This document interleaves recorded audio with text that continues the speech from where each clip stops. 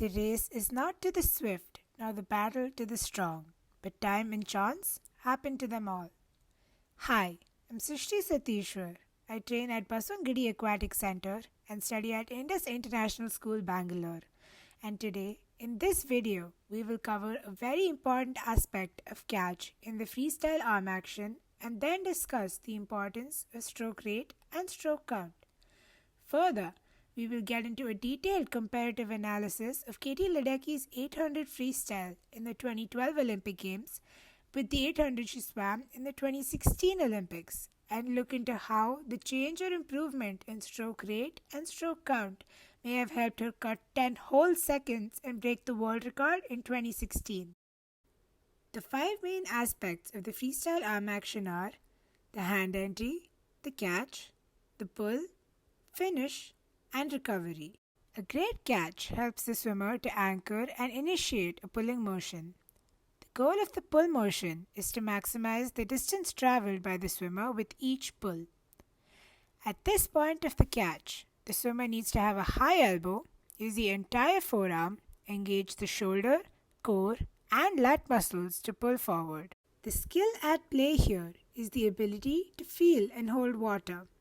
As swimmers learn and become better, they improve their ability to hold more water and also move faster at the same time. This feeling of a good catch must be as close to being anchored to a point and the body lunging forward rather than the arm merely moving backwards. The distance traveled with each pull is referred to as the distance per stroke, and with a higher DPS, a swimmer will take less strokes per lap, hence becoming more efficient. This brings us to the important topic of stroke rate and stroke count. To understand this, let's first get the basics right. Stroke count is the number of strokes you take per 50 meters. Stroke rate or stroke frequency is counted as the number of cycles or number of strokes you take per minute. Typically, swim-friendly stopwatches calculate this for you, provided you start at arm entry and stop after 1, 2, or 3 strokes or cycles depending on your setting.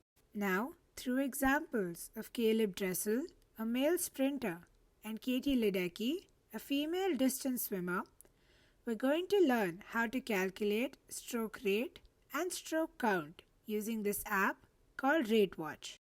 So here's how you use RateWatch. These are the RateWatch settings. It's set to 3 cycles or 6 strokes right now. This means that as you calculate, you'll be calculating the stroke rate for every 6 stroke interval. Here's the basics to using the watch. You press the start button to start the watch. You then press the rate button at the first hand entry and press the rate button again after the 6th stroke, that's at the 7th hand entry.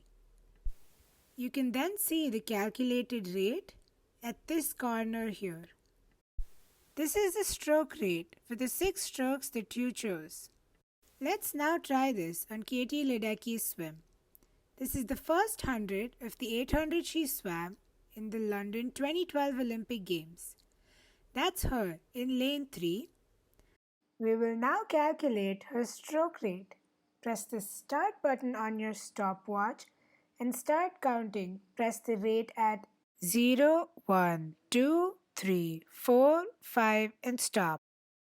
We can thus see that her stroke rate for the 6 strokes that we chose is 41 strokes per minute. Let's take another example of Dressel. This is his 50 free race from the 2020 Tokyo Olympic Games. Let's now check his stroke rate. He's in lane 4.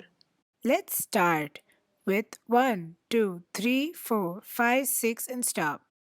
We can thus see that the stroke rate for the 6 strokes that we chose at the very start of the race is around 65 strokes per minute. So now, what is the optimum stroke rate and stroke count that a swimmer should operate at? For obvious reasons, swimmers cannot sustain higher stroke frequency for a long time. Hence, it is sprint swimmers that operate at a higher stroke rate. As the race distance increases, the stroke rate at which swimmers operate will reduce.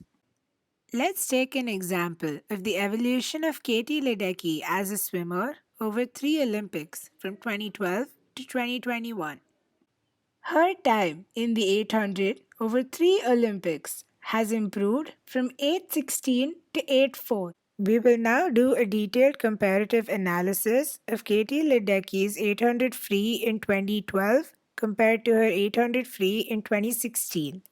We will see how her change in stroke rate and stroke count might have contributed to her 10-second drop and world record breaking swim in 2016. So in the first lap of her 800 freestyle, Katie Ledecky's stroke rate in 2012 was in between 47 and 45 strokes per minute. Her stroke count was 37 for that 50 and she split a 28.6. In the same lap in 2016, her stroke rate was between 47 and 49 strokes per minute. Her stroke count was 46 for that 50 and she split a 28.6. So, her stroke rate improved by 2 strokes per minute, her stroke count reduced by 1, and her split was 0.3 seconds faster. Now, in the 8th lap, her stroke rate was 43 strokes per minute, her stroke count was 41 for that 50, and her split was 404 at the 400. In the same lap in 2016, her stroke rate was between 46 and 44 strokes per minute.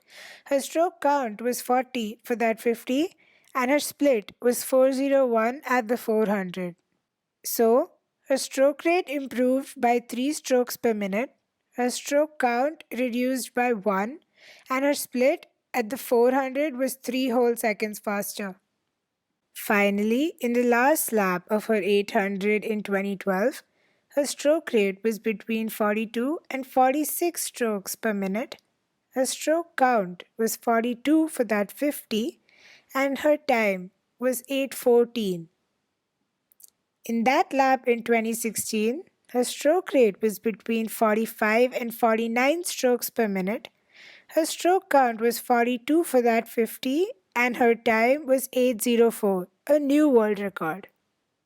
So, her stroke rate improved by 3 strokes per minute, her stroke count remained the same, and her time in 2016 was 10 whole seconds faster than in 2012. This table provides a summary of the analysis. Do pause the video and go through it in detail. From the table, it is evident that the increase in stroke rate and maintaining the stroke count at the same time is the main contributor to the large time drop. So how can we use this information to improve? This rate watch is used by coaches to measure their swimmers' improvements with respect to rate and count. But how can swimmers work on their own stroke rate? Fitness Tempo Trainer is a great device that can be used by swimmers.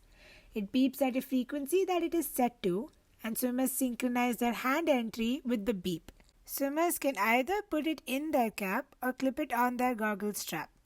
For more information on the product, please visit their website. Their manual gives details of the stroke rate and corresponding intervals at which it will beep. The first column gives the stroke rate. The second column gives the seconds it takes per cycle. And the third column gives the seconds it takes per stroke. So as you can see, Katie Ledecky was operating at this stroke rate in her 800 free and Caleb Dressel was operating at this stroke rate in his 50 free. For any elite and aspiring elite swimmer, the constant endeavor is to reach an optimum stroke rate and stroke count that is sustainable and gives them the best average speed for the entire race distance. A good goal for any swimmer is to increase their stroke rate while maintaining their stroke count. This requires becoming more skilled, more efficient, and also increasing endurance and strength. This brings us to the end of the video. I hope you found it insightful and enjoyed watching it. Thanks for watching.